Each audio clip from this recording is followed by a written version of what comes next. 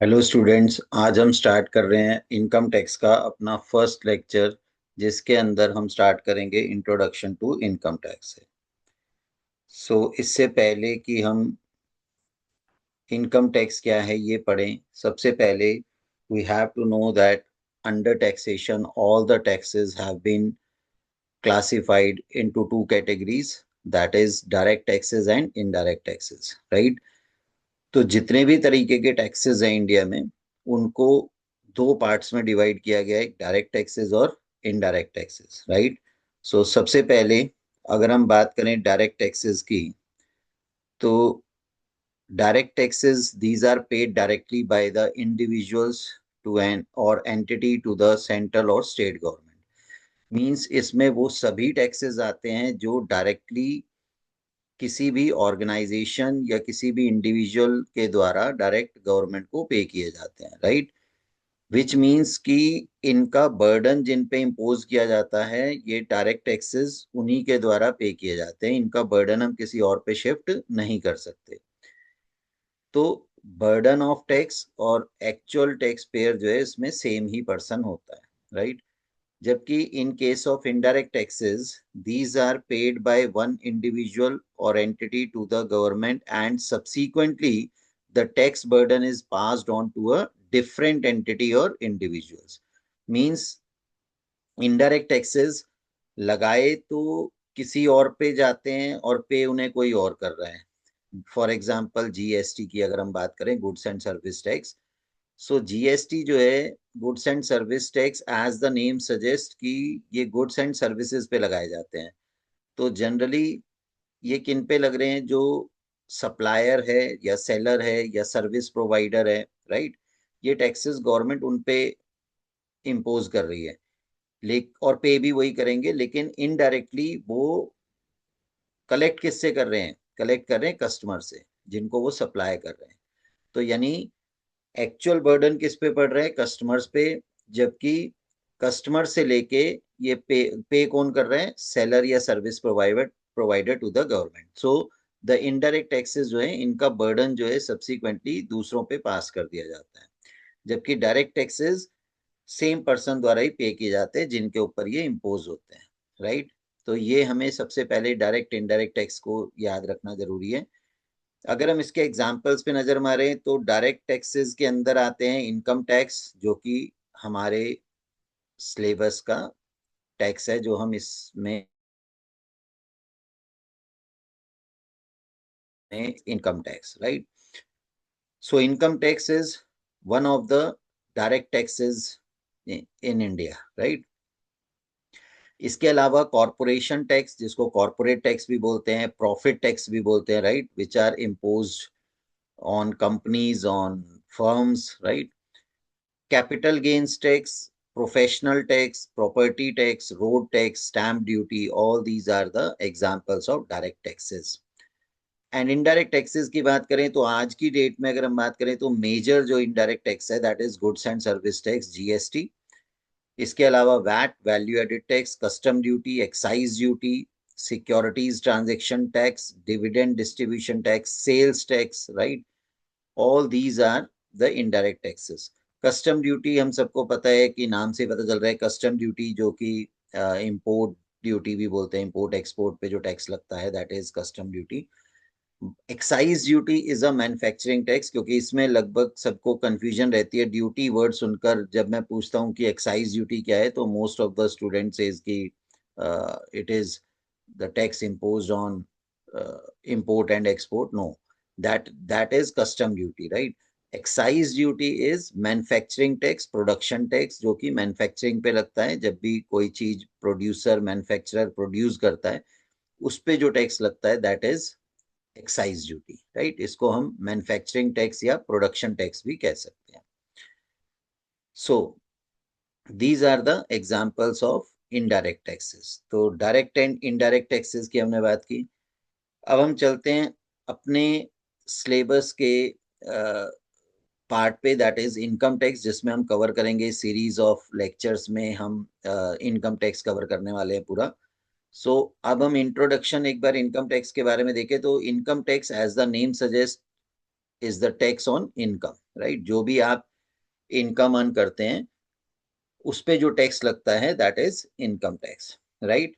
Second point is income tax is a central subject according to the constitution of India. तो यहाँ पर एक बात जाननी जरूरी है कि जो टैक्सेस हैं these are the major source of income of the government, right. One of the major sources कह सकते हैं, डिफरेंट सोर्सेज ऑफ इनकम है गवर्नमेंट के, वेदर सेंट्रल गवर्नमेंट और स्टेट गवर्नमेंट, बट उन डिफरेंट सोर्सेज ऑफ इनकम में से एक मेजर सोर्स ऑफ इनकम जो है दैट इज टैक्सेस, राइट। वो टैक्सेस हैं।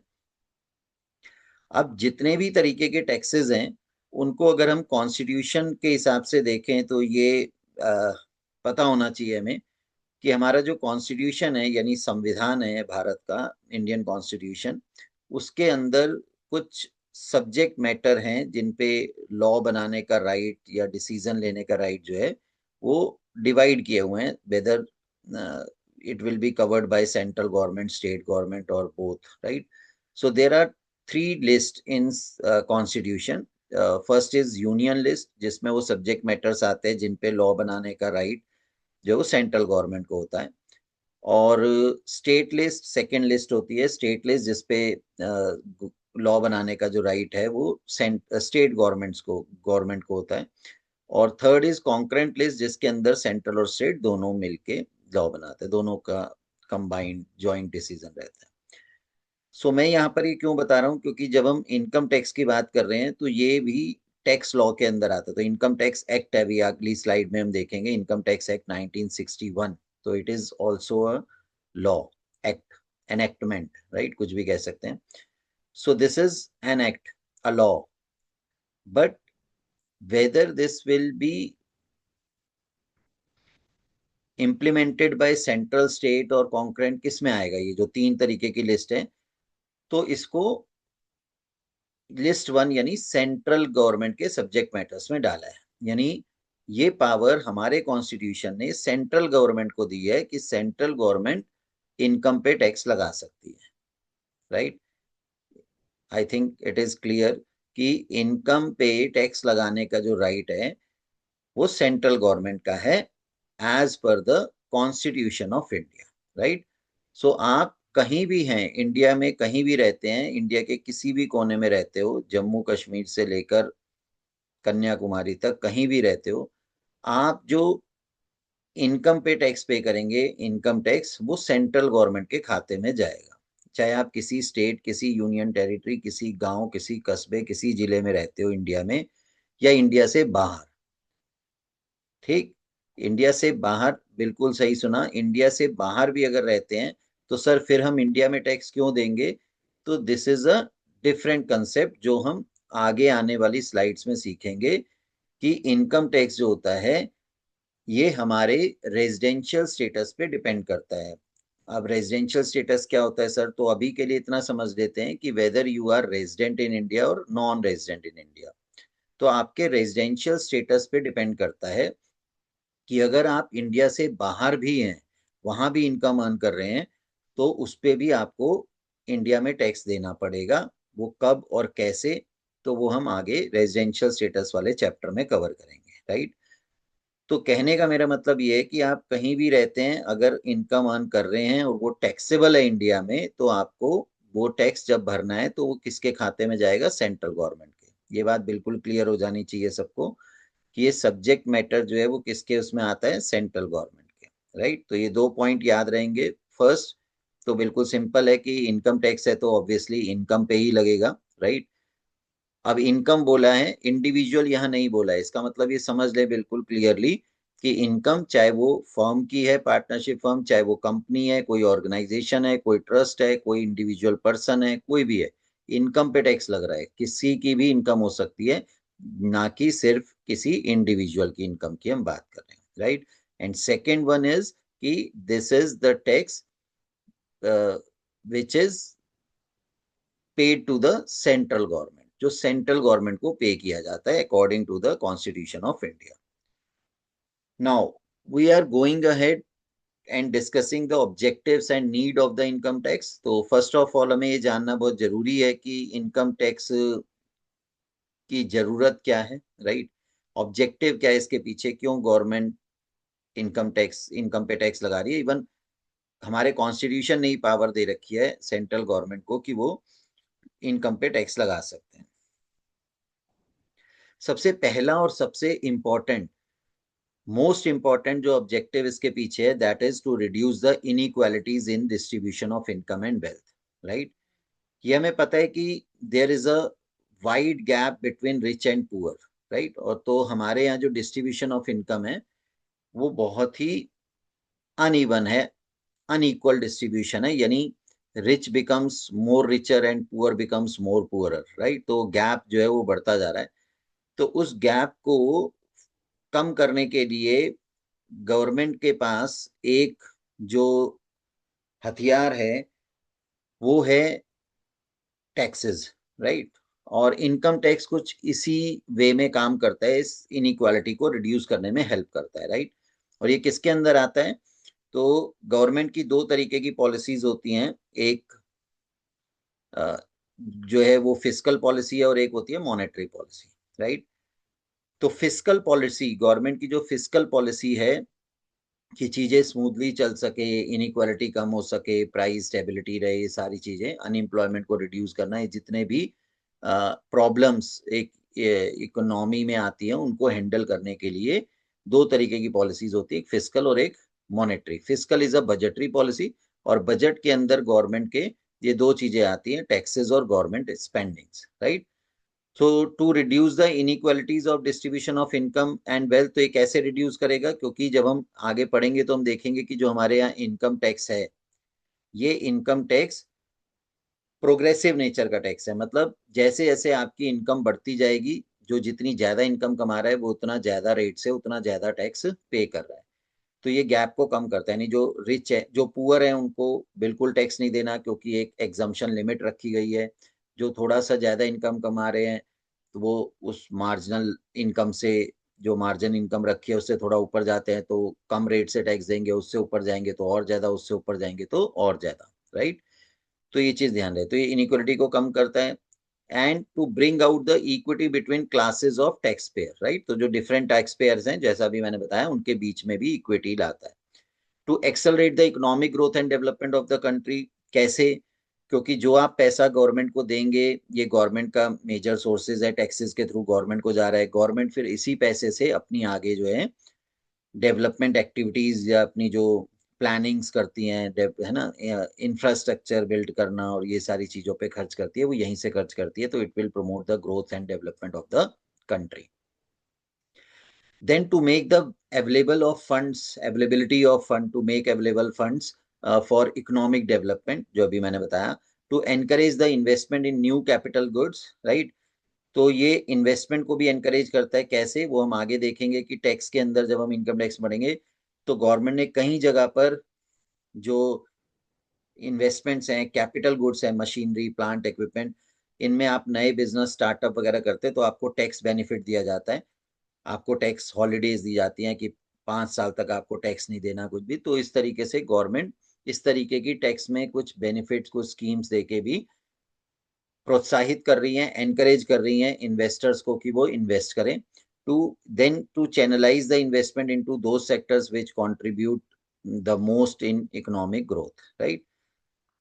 तो इस तरीके से ये ऑब्जेक्टिव्स हैं, नीड है, इनकम टैक्स क्यों जरूरी है। Now the features of income tax, right. तो आज का जो हमारा ये सेशन, जो ये लेक्चर होने वाला बच्चों, ये टॉपिक, ये पूरा आप बेसिक हम इसमें पढ़ रहे हैं, और जैसे ही इससे नेक्स्ट वीडियो में हम जाएंगे, नेक्स्ट लेक्चर में जाएंगे, तो वहां पर इसमें कुछ टेक्निकल चीजें भी हम समझनी शुरू करेंगे। आज थोड़ा सा इसको बेसिक हम रख रहे हैं ताकि समझ में आए कि इनकम टैक्स हम क्यों पढ़ रहे हैं, क्यों जरूरी है, इसके मेन फीचर्स क्या हैं, राइट। तो income tax is charge on the income of previous year, right. Previous year means पिछला साल, राइट। तो अगर अभी मैं ये कहूं कि इस समय अभी मार्च नहीं आया है, अभी जब हम ये लेक्चर रिकॉर्ड कर रहे हैं, तो अभी 1 महीना है ना, 2 महीने हैं, मतलब फरवरी और मार्च, जब ये फाइनेंशियल ईयर एंड होगा, राइट। तो ये जो ईयर है ये कौन सा चल रहा है, ये 25-26 चल रहा है, राइट। तो 25-26 जो कि 2 महीने बाद ये ईयर खत्म होगा। तो इस ईयर में जिन्होंने टैक्स दिया 25-26 में जिन्होंने टैक्स भरा, क्योंकि ड्यू डेट जा चुकी है और अभी भी भरना चाहे तो मार्च तक भर सकते हैं, वो मैं आगे डिस्कस करूंगा कि इनकम टैक्स फाइल करने की ड्यू डेट क्या होती है और क्या हम फाइनेंशियल ईयर पूरा मार्च तक भर सकते हैं। बिल्कुल भर सकते हैं, ड्यू डेट के बाद भी रिटर्न फाइल कर सकते हैं। कब तक कर सकते हैं क्या, ये सब हम आगे सीखेंगे। तो अभी के लिए समझ लें कि अभी जैसे फाइनेंशियल ईयर 25-26 चल रहा है, तो यस 25-26 में जो टैक्स पे किया गया है या पे किया जाएगा वो प्रीवियस ईयर की इनकम यानी 24-25 यानी 1 अप्रैल 2024 से 31 मार्च 2025 तक जो भी इनकम अर्न की है। तो यही लिखा है, इसमें भी ध्यान से देखेंगे, income tax is charge on the income of the previous year at the rate which is prescribed by Finance Act of the relevant assessment year। Assessment year क्या होता है सर? जिस ईयर में आप टैक्स पे कर रहे हैं। प्रीवियस ईयर पिछला साल है जिसकी इनकम रहेगी, और अगला साल जो होगा वो असेसमेंट ईयर है जिसमें आप टैक्स पे करेंगे। तो अगर मैंने जो एग्जांपल दिया उसमें प्रीवियस ईयर 24-25 है तो उसका असेसमेंट ईयर 25-26 है। सेम ऐसे ही आगे चलें तो अगर प्रीवियस ईयर हमारा 25-26 है, यानी जो लोग 1 अप्रैल 2025 से 31 मार्च 2026 तक इनकम कमाएंगे, ये प्रीवियस ईयर है, तो इसका असेसमेंट ईयर होगा 26-27। वो 26-27 में टैक्स देंगे। तो ये बात क्लियर हो गई। एक सिंपल सा फंडा आसान शब्दों में बोलूं तो गवर्नमेंट ये कहती है कि आप एक साल कमाओ और अगले साल टैक्स दो। तो एक फाइनेंशियल ईयर में आप पूरा कमाओ, हम आपको डिस्टर्ब नहीं करेंगे, और उसके अगले साल यानी असेसमेंट ईयर में आप उसका टैक्स भर देंगे। वो बहुत आसान शब्दों में मैंने बता दिया। तो जो रेट्स होंगे वो कहाँ आएंगे? रेट्स होंगे finance act of the assessment year. तो एक बार फिर से देखते हैं, अगर हमारा प्रीवियस ईयर 24-25 था तो 25-26 जो असेसमेंट ईयर है उसका जो फाइनेंस एक्ट आया होगा। अब सर फाइनेंस एक्ट का क्या मतलब है? Budget, annual budget, right. तो जो 25-26 का बजट आया होगा, कब आया होगा सर? 1 फरवरी 2025 को। तो वो 25-26 के लिए उस बजट में टैक्स के रेट्स दे दिए गए थे, उन रेट्स के अकॉर्डिंग टैक्स पे किया गया 25-26 में प्रीवियस ईयर 24-25 का। ये बात क्लियर हो गई। तो इसका मतलब साफ है कि 25, तो जो भी प्रीवियस ईयर है उसका असेसमेंट ईयर की जो स्लैब जो बजट आता है उस बजट के अंदर ही उसकी स्लैब रेट जो है वो डिसाइड होती है। ठीक है जी, for the relevant assessment year, उसका जो भी रेलिवेंट असेसमेंट ईयर रहेगा। ये बात क्लियर हो जाएगी। Finance act is passed every year by the parliament in the form of budget. तो जो फाइनेंस एक्ट है, अब जैसे हम एक चीज समझ लें कि अभी 2026 चल रहा है और आज मैं 31 जनवरी को जब मैं बात कर रहा हूं, तो और कल यानी 1 फरवरी को बजट आ जाएगा फॉर द फाइनेंशियल ईयर, कौन सा? 26-27 का, राइट, जो कि इम्प्लीमेंट होगा 1 अप्रैल 2026 से। ठीक है जी, तो कल पार्लियामेंट में बजट पेश होगा जो कि 26-27 के लिए होगा, फाइनेंशियल ईयर, राइट।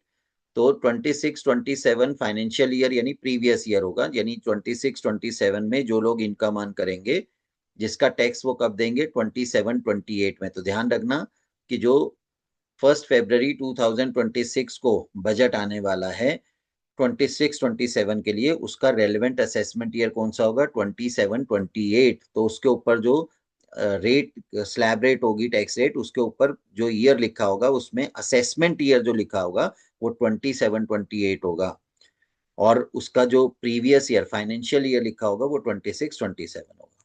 मेरी बात क्लियर हो गई बिल्कुल अच्छे से, राइट। चलो, तो फाइनेंस एक्ट हर साल पार्लियामेंट में जो आता है, जो फाइनेंस एक्ट पास होता है वो बजट की फॉर्म में आता है, एनुअल बजट या यूनियन बजट जिसको बोलते हैं।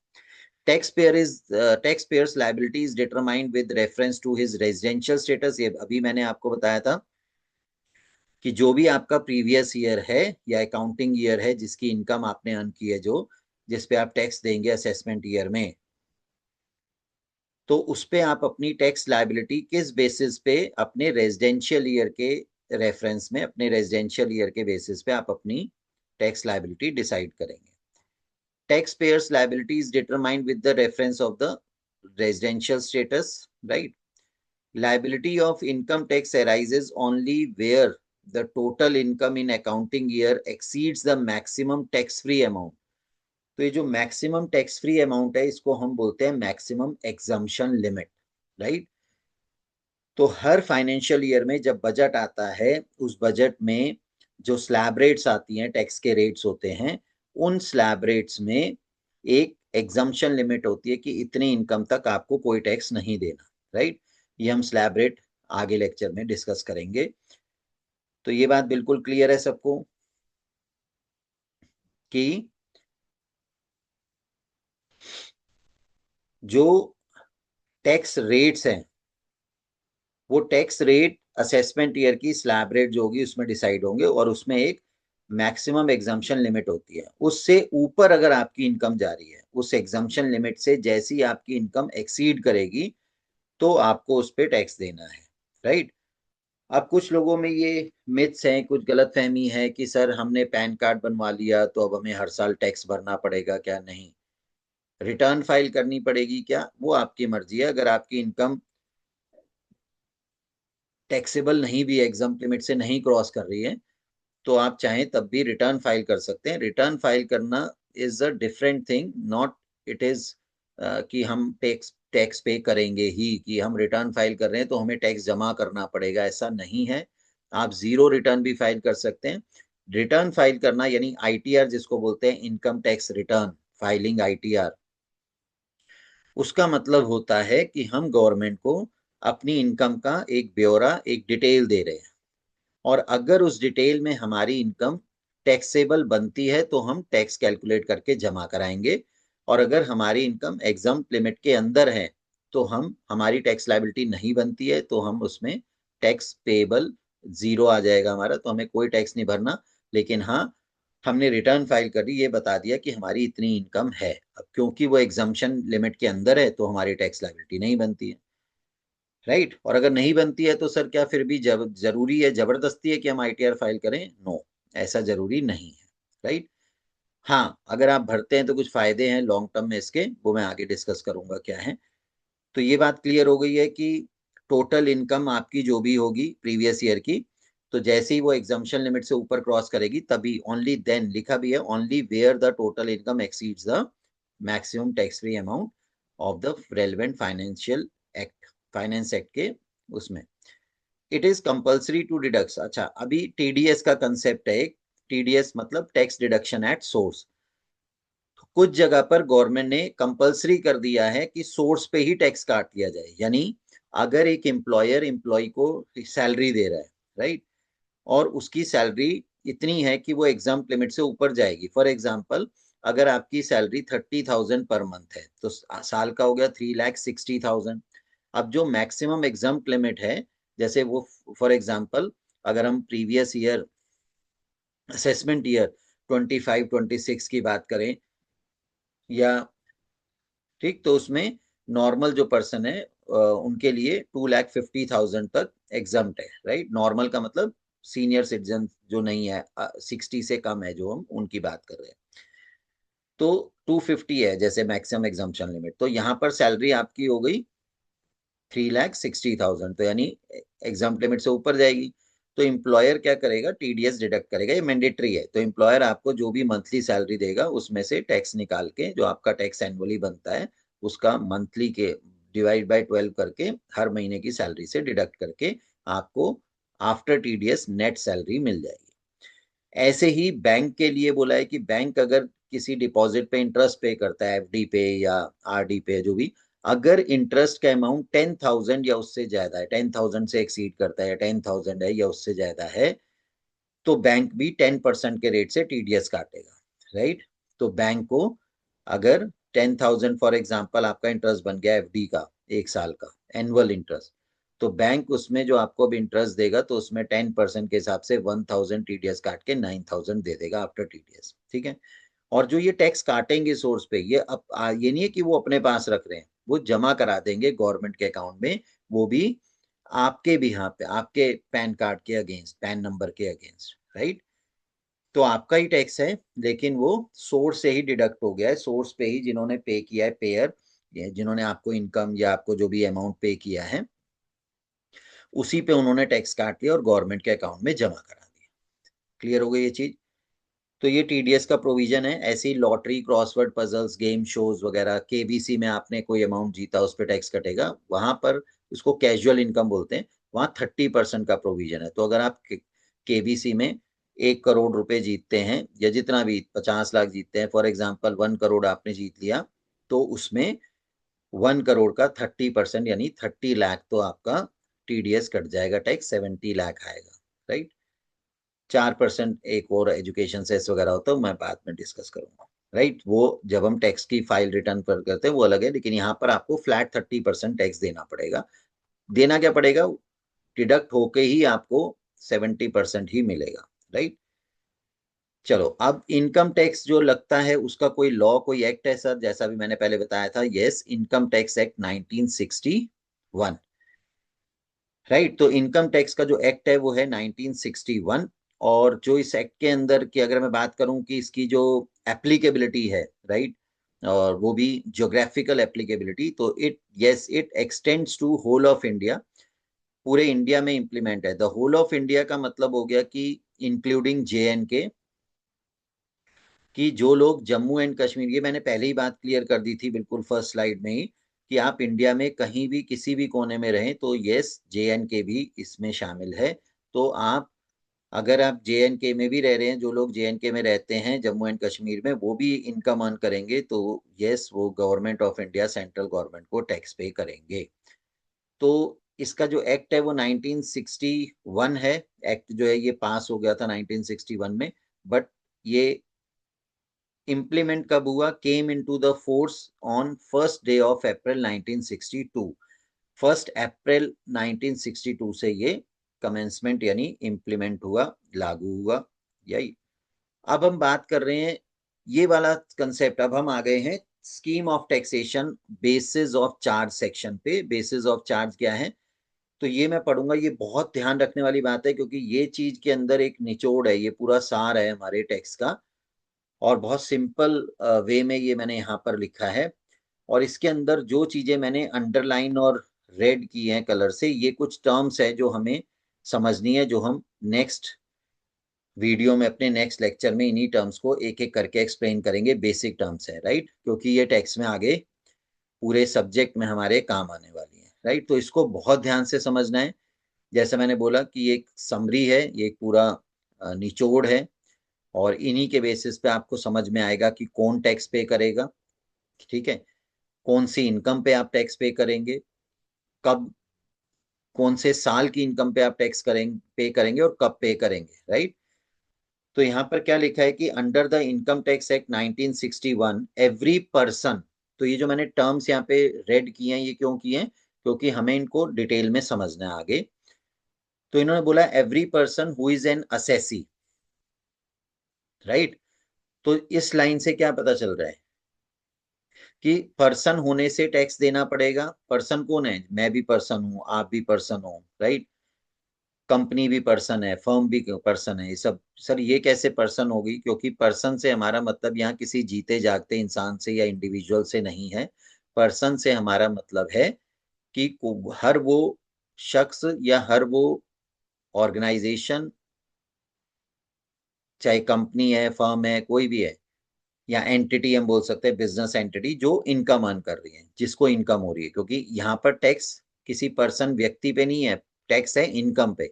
तो वो इनकम किसी को भी होगी, चाहे वो कंपनी हो, चाहे वो कोई इंसान हो, इंडिविजुअल हो, इनकम पे टैक्स लगेगा। ये बात मैंने पहले ही बिल्कुल क्लियर कर दी थी। तो every person who is an assessee, लेकिन पर्सन होने से नहीं है, असेसी होना चाहिए। अब पर्सन और असेसी में क्या फर्क है, वैसे हम नेक्स्ट लेक्चर में इसको डिस्कस करेंगे, लेकिन अभी के लिए कंफ्यूजन ना रहे तो ये बता दूं कि असेसी से हमारा मतलब है वो पर्सन जिस पे टैक्स लायबिलिटी आएगी। अब सर टैक्स लायबिलिटी कब आएगी, तो मैंने शुरू में बताया, अगर आपकी इनकम है और वो इनकम एग्जम्प्ट लिमिट से ऊपर है, तभी आप पे टैक्स लायबिलिटी आएगी। तो बस आप पर्सन हैं और साथ में असेसी भी हैं। असेसी मतलब आप पे टैक्स लायबिलिटी बनती है, टैक्स की लायबिलिटी उत्तरदायित्व आप पे आ रहा है, आपको टैक्स देना है, तो आप असेसी कहलाएंगे। यहां तक क्लियर है? So every person who is an assessee and whose total income, तो यहां पर ध्यान रखना है बच्चों, इन टैक्स किस पे लगेगा? टोटल इनकम पे। अब सर ये टोटल इनकम कैसे निकाली जाती है, यही चीजें हम आगे सीखेंगे। तो जिनकी टोटल इनकम एक्सीड करेगी मैक्सिमम एग्जम्पशन लिमिट के, सर मैक्सिमम एग्जम्पशन लिमिट ये अभी अभी मैंने लास्ट स्लाइड में डिस्कस किया था, जो हम टैक्स भरेंगे, टैक्स की स्लैब रेट होगी, उसमें एक लिमिट दी जाएगी। फॉर एग्जांपल मैंने बताया था 2,50,000 for the person, for the individuals who are below the age of 60, right, for example. तो उसमें आपको 250 की लिमिट है। तो अगर आपकी इनकम उस मैक्सिमम एग्जम्पशन लिमिट से क्रॉस कर रही है, shall be chargeable to income tax, तो आपको इनकम टैक्स पे करना है at the rates, at the rates prescribed in finance act, right. Finance act क्या है, मैंने भी बताया आपको, बजट जो एनुअल बजट आता है उसमें जो रेलिवेंट असेसमेंट ईयर के रेट्स हैं, उन रेट्स के हिसाब से आपको टैक्स देना है। On such total income such income tax shall be paid, have to be paid on total income of the previous year। ये मैं डिस्कस कर चुका हूं। ये टैक्स आप कौन सी इनकम पे देंगे? प्रीवियस ईयर की इनकम पे देंगे। और कब देंगे? असेसमेंट ईयर में देंगे, यानी उससे अगले साल। सीधा सा फंडा याद करेंगे, एक साल, एक फाइनेंशियल ईयर में इनकम कमाओ, दूसरे फाइनेंशियल ईयर में टैक्स दो। 24-25 में इनकम कमाई, 25-26 में टैक्स दिया, 25-26 में इनकम कमाई, 26-27 में टैक्स दिया, राइट। तो ये एक ऐसे ही साइकिल चलती रहेगी, राइट। तो ये प्रीवियस और असेसमेंट ईयर का कंसेप्ट आई थिंक सबको समझ में आ गया। तो ये हमारा बेसिस ऑफ चार्ज है। अब इसमें पर्सन कौन होता है, असेसी कौन होता है, टोटल इनकम क्या होती है, कैसे निकाली जाती है, टैक्स फाइनेंस एक्ट के अंदर जो टैक्स रेट है, स्लैब रेट, वो क्या है, प्रीवियस ईयर और असेसमेंट ईयर क्या है, ये सारी चीजें ही हमें आगे जो है वो डिस्कस करनी है, राइट। तो जो कि हम डिस्कस करेंगे अब अपने नेक्स्ट वीडियो में, यानी नेक्स्ट लेक्चर में। आज के लिए इतना ही। तो इसको एक बार, आई थिंक जो मैंने समझाया है बिल्कुल अच्छे से समझ में आ गया होगा, और बेसिक से हमने आज कंसेप्ट समझा है। अब नेक्स्ट लेक्चर में हम इनकी ये टर्म्स को करेंगे। तब तक के लिए इतना ही। Thank you.